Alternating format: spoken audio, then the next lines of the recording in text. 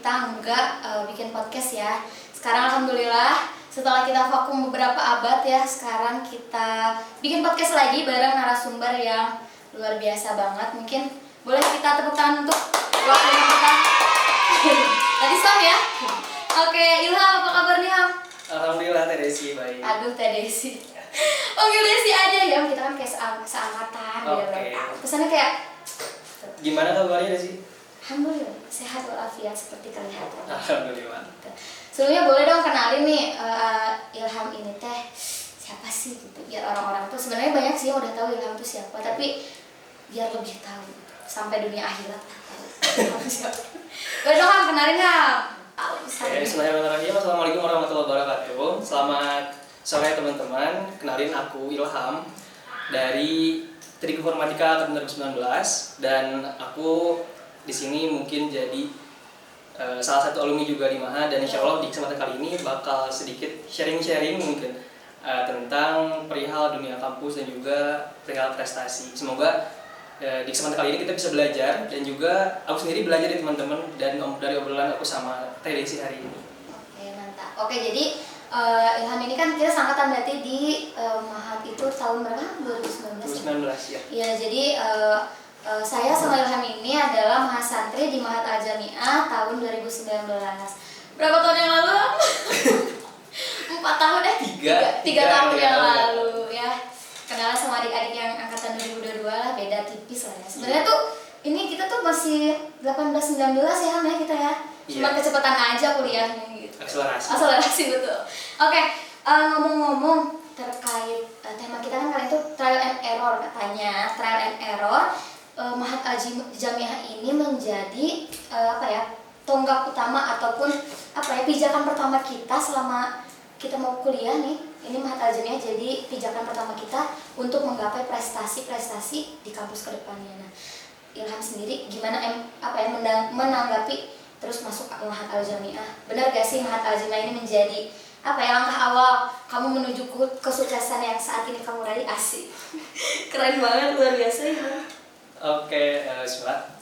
Dan sebelumnya aku ingin mengucapkan terima kasih banyak ke teman-teman di Mahat Al Jamiah yang mengasih kesempatan buat aku ngobrol, mungkin sharing sama teman-teman, dan juga sedikit bagi ilmu juga kepada mahasiswa sekarang, dan yang mana mungkin lagi di fase-fase pencarian, di fase-fase lagi masih culture shock mungkin dari dulu sebelumnya siswa sekarang jadi mahasiswa gitu. Dan aku senang banget bisa kembali lagi ke Mahat setelah sekian tahun. Tapi beneran baru kali ini aku iyalah. Dua lebih ya? Kan lebih dari pandemi. Ya, pokoknya dari selama pandemi sampai hari ini, kali ini baru kembali ke Mahat. Seneng banget gitu. Karena sibuk guys. Biasanya cuma melewat doang gitu. Mahat mana kemana-mana di sini gitu. Mau datang gitu ya. Biasanya cuma ke kantin doang gitu. Atau ngelewat pas mau ke SC. Iya, terima kasih Ham sebelumnya. Ya, sama-sama juga masih banyak. Kalau perihal yang tadi tanya sama Desi, sebetulnya itu betul-betul emang Mahat sendiri betul-betul jadi awal pijakan aku untuk menjadi diri aku yang sekarang gitu. Meskipun aku sekarang belum jadi apa-apa mungkin ya, tapi seenggaknya udah sedikit lebih baik daripada yang sebelumnya.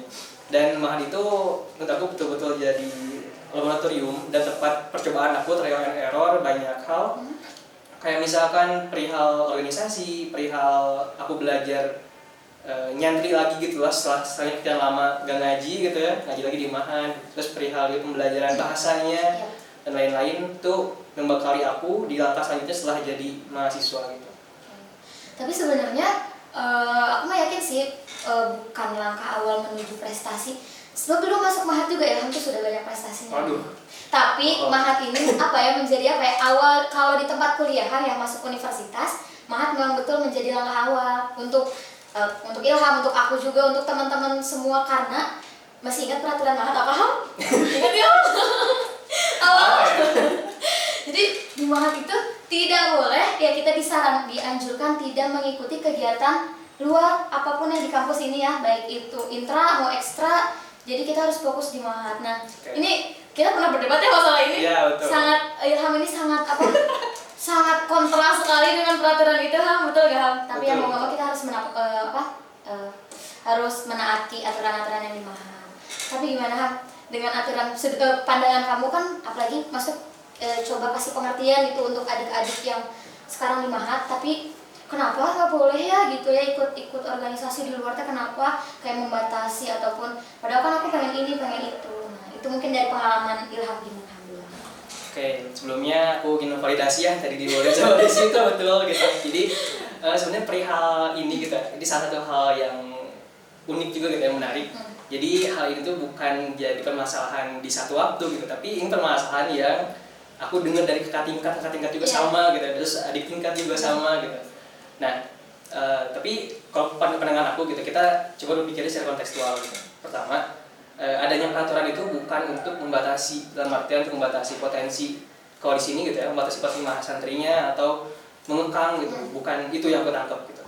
Yang aku tangkap kenapa ada peraturan itu karena ya ketika sobat mumu di sini, sobat mumu kan, betul, sobat mumu di sini masuk ke Mahat gitu, jadi mahasantri itu kan tujuan awalnya berarti dengan sadar gitu, dengan sadar ingin belajar gitu. Soalnya kalau enggak mah ya udah ngekos gitu ya. Betul.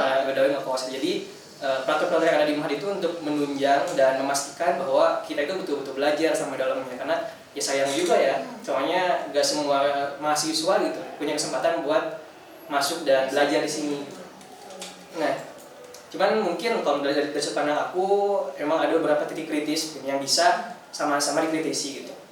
Seperti misalkan teman-teman boleh banget mempertanyakan kayak kenapa sih gitu, kenapa ada peraturan kayak gitu gitu. Terus kenapa sih dan lain-lain gitu ya.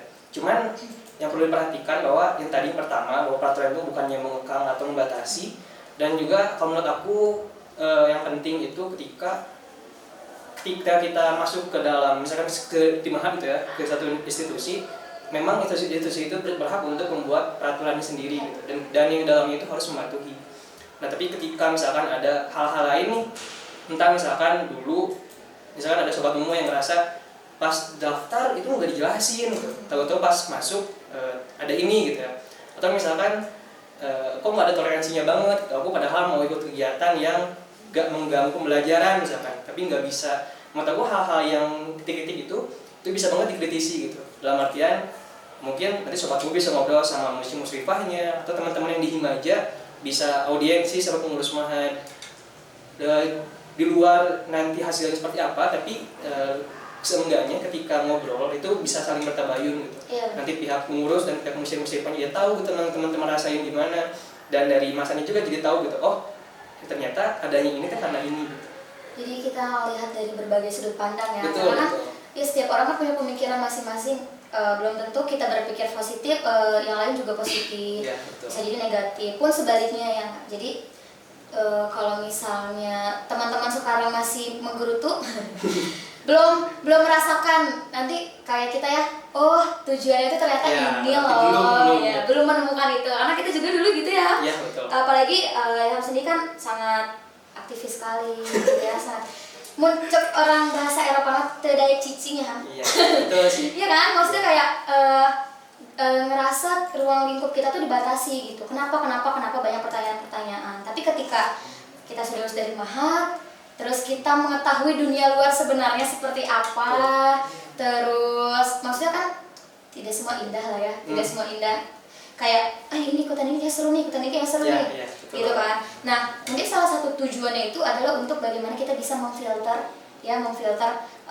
apa yang meyakinkan bahwa mana sih yang benar, sebenarnya yang beneran bisa kita ikutin atau enggak gitu. Setuju. Soalnya masih banyak banget Ham yang curi-curi gitu kan. ketahuan gitu kan.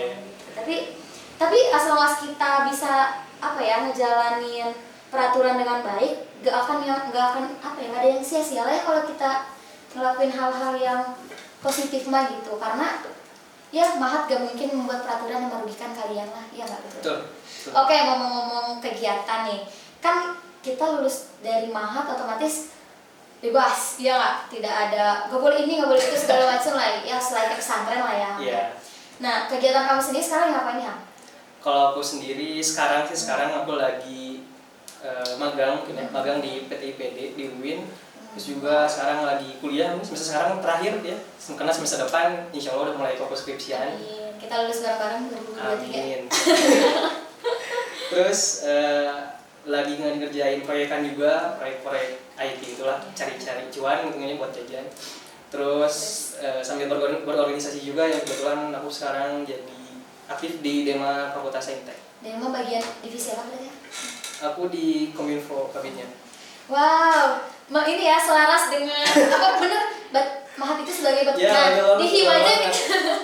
Ini jadi flashback lagi nih. Jadi for your information aja, kita ini salah satu di satu divisi yang sama di Himaja dulu ya. Bagian apa? Pers. Ilham ini adalah ketua pers divisi pers luar biasa, melanjutkan karirnya ya selaras dengan awal di Mahat ini. Mudah-mudahan Antara karir atau kutukan gitu. Ini di situ terus gitu, gak nggak pindah-pindah. sama. PDD abadi ya. PDD abadi, pokoknya PDD abadi.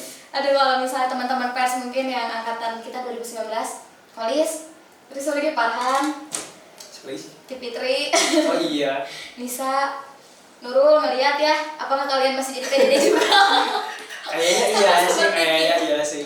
Kayaknya sih iya masih berkecimpung di media, mengedit gitu ya. Karena iya sih sebenarnya terjebak juga ya, sebenarnya kita pers. Kalau aku sih rasanya awalnya terjebak di pers, lama-lama wah sudahlah udah.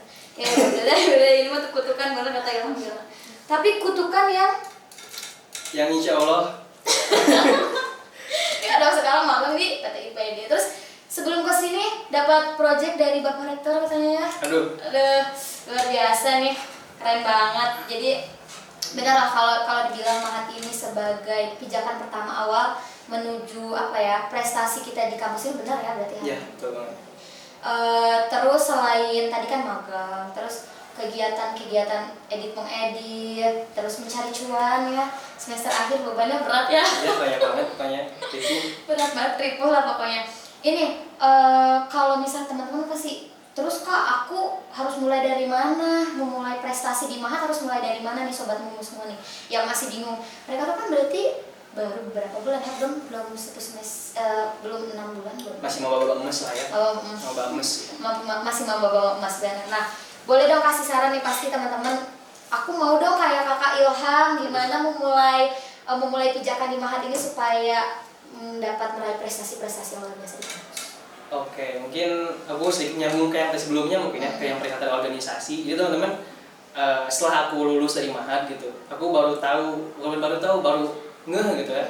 Ternyata peraturan yang itu tuh bukan membatasi kita buat berorganisasi di internal sekalipun gitu. Aku sekarang di Dema karena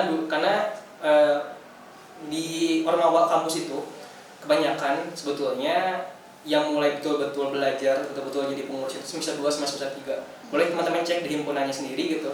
Ketika daftar jadi pengurus AMJ atau pengurus Dema minimal semester 3 deh, bukan semester 2, semester 3 gitu. Jadi gak ada halangan sebetulnya ketika misalkan di Mahat kita fokus ngaji gitu, kita fokus belajar. Dan kalau perihal organisasi itu sih, jadi gak bakal nutupin kesempatan teman-teman. Terus kalau misalkan berprestasi, aduh sebetulnya aku agak gimana gitu ya, soalnya banyak banget. Aduh mau disebutin prestasinya, mau disebutin ini. Ya kan teman-teman lain yang lebih keren gitu ya, teman-teman yang di alumni Mahat lain. Cuman ya aku sedikit sharing aja mungkin ya, aku bisa. Jadi kalau tahapannya gimana, kalau aku sendiri itu berpegang ke empat hal gitu. Ketika aku jadi mahasiswa. Pertama, aku berpegang ke visi, kedua berpegang ke waktu, tiga berpegang ke mindset, keempat berpegang ke lingkungan.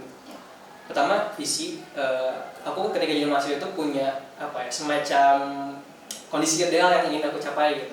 Jadi aku dulu tuh pas maba, ya karena aku orangnya rada ngambis juga gitu. Jadi bukan rada guys, emang ambis. Jangan suka rada ngambis juga.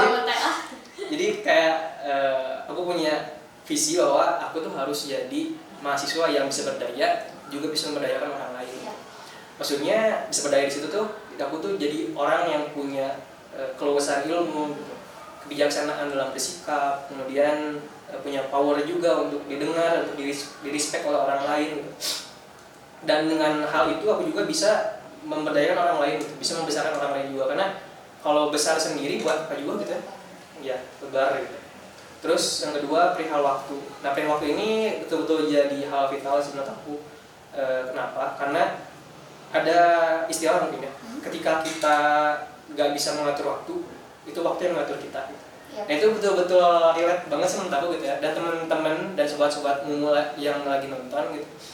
Karena memang ketika kita nggak bisa ngatur waktu nih, misalkan kita lagi gabut nih di kamar gitu, terus buka HP dan buka TikTok gitu, atau buka IG, scroll misalkan, udah habis 2 jam.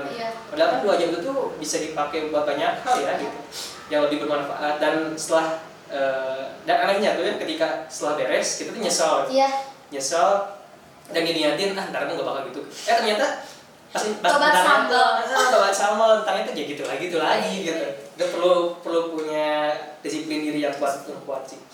Terus ya ketiga menurut aku mindset. Nah jadi mindset ini aku pernah dengar TED Talk dari profesor atau dari Harvard atau dari MIT, aku lupa. Pokoknya beliau bilang bahwa mindset itu sebetulnya ada 2 katanya. Yang pertama ada fixed mindset, yang kedua ada growth mindset. Kalau fixed mindset itu yang sebetulnya kurang baik, apalagi buat kita sebagai pemuda. Itu dimana mindset kita tuh ngerasa terbatas, ngerasa kayak aku nggak bisa bahasa asing nih, udahlah nggak bisa gitu. Jadi memblok diri. Iya, memblok diri gitu. Jadi dan sering berlindung di bawah kata kayak sih kamu ada bakatnya gitu. Padahal yang namanya bakat tuh cuman kayak ya oke lah gitu kan ya, Allah ngasih kelebihan kita sedikit. Cuman ketika yang sedikit itu nggak diasah, ya cuma segitu aja gitu. Ya, dan yang tadinya nggak bisa, ketika diasah terus ini bisa ngelebihin yang tadi gitu. Nah sayang banget kalau misalnya kita punya fixed mindset gitu, karena ya mau belajar ini udah pesimis duluan gitu. Mau takut gagal, terus mau ini itu udahlah jadinya teh muda lemes lah gitu. Sayang banget kalau masih muda gitu, harusnya masih bergelora pemikirannya seperti itu. Dan yang bagus itu growth mindset itu secara singkat definisinya ketika kita punya pemikiran bahwa semua hal itu selain yang kodrati mungkin ya, seperti fisik dan lain-lain, itu bisa dipelajari dan bisa dikembangkan. Kayak misalkan aku ingin bisa public speaking gitu kan. Mungkin ketika awal-awal susah banget gitu, tapi lama-lama ketika belajar kayak ternyata bisa juga ya, dan pasti bisa gitu. Cuman yang jadi masalahnya itu mungkin waktunya, nggak semua orang waktunya sama, beda-beda gitu waktunya. Bunga aja bermekar nggak larangan ya. Asik. Jadi tiba-tiba bijak gini. Nggak, tapi benar banget. Soalnya ini banget sih, setuju banget. Karena kan manusia itu sebenarnya secara fitrah, lahir itu kan secara fitrah ya. Fitrah itu kan potensi yang kita miliki itu sama gitu. Potensi yang kita miliki tergantung bagaimana kita bisa memanfaatkan potensi yang kita punya. Ya kayak misalnya Ilham dan aku, ya mungkin aja ya Allah gitu ya, punya potensi yang sama gitu aku ya sama Ilham. Tapi tergantung bagaimana Ilham lebih dulu bisa menemukan potensinya, bisa mengembangkan potensinya. Aku masih belajar gitu. Merendah itu. Ya. Tapi kan benar kan, setiap orang punya proses dan punya waktunya masing-masing. Ya. Setuju sih itu.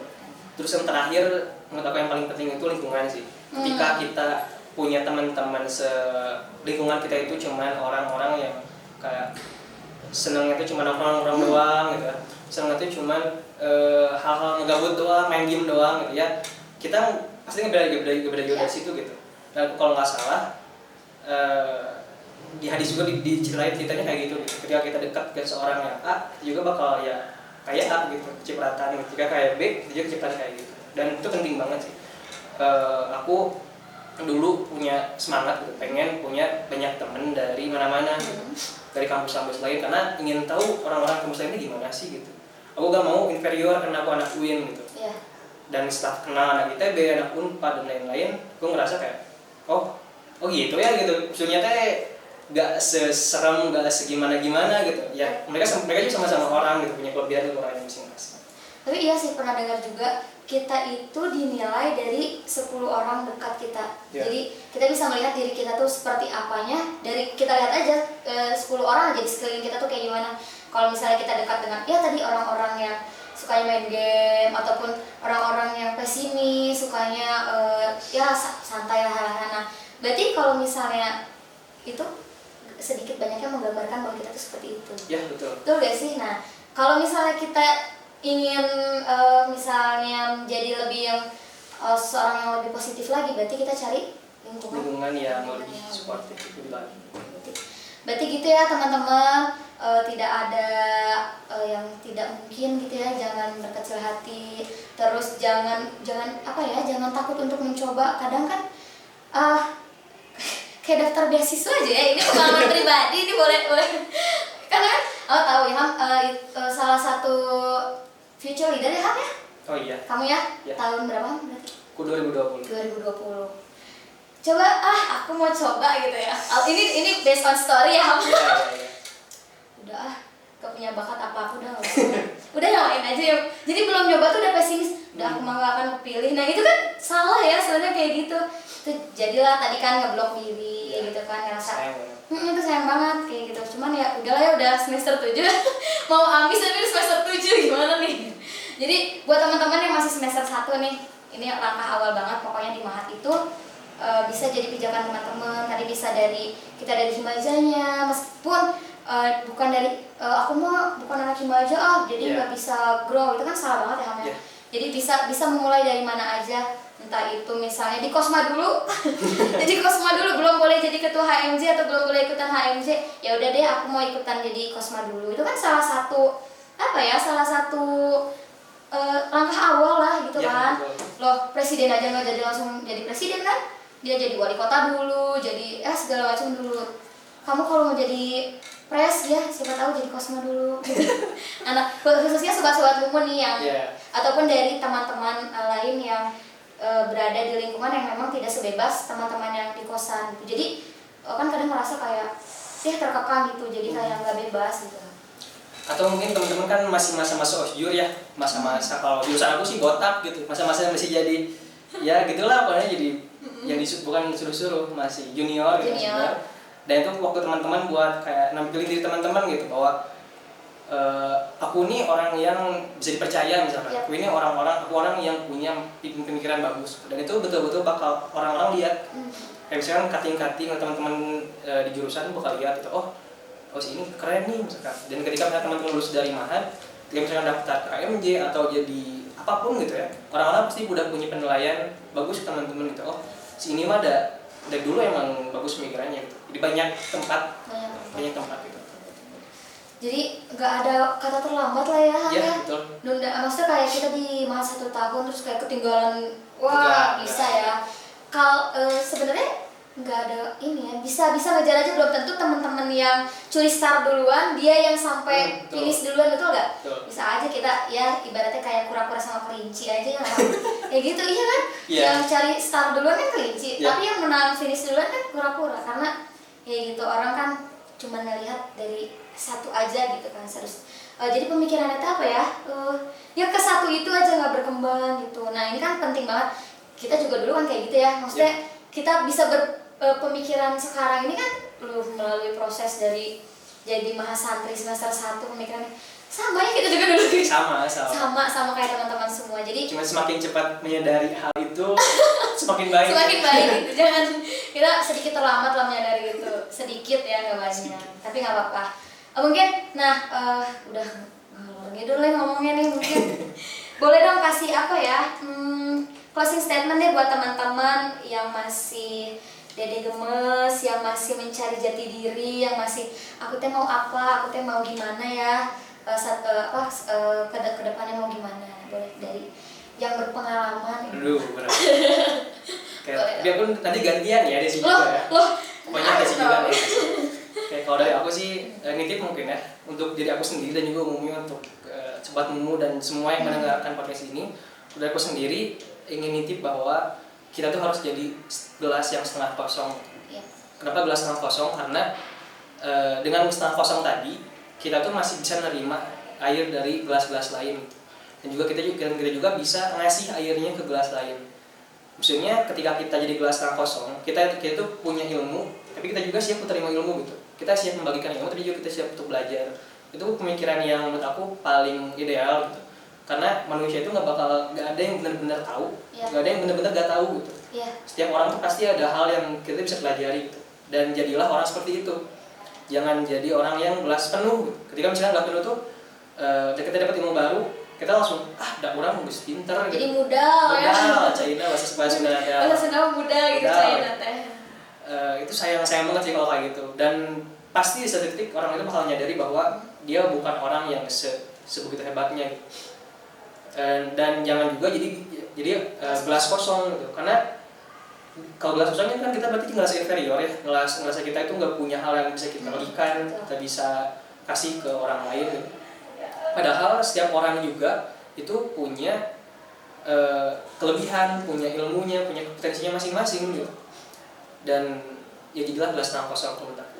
Kalau dari Desi gimana? Aku ingin dengar. Apa jadi dari aku? Ya gak apa-apa. Kan narasumbernya. Kan gelas tanpa kosong. Aku ingin dengar. Kalau dari aku pribadi, aku pernah dengar ya statement dari Najwa Shihab, be brave but don't be stupid.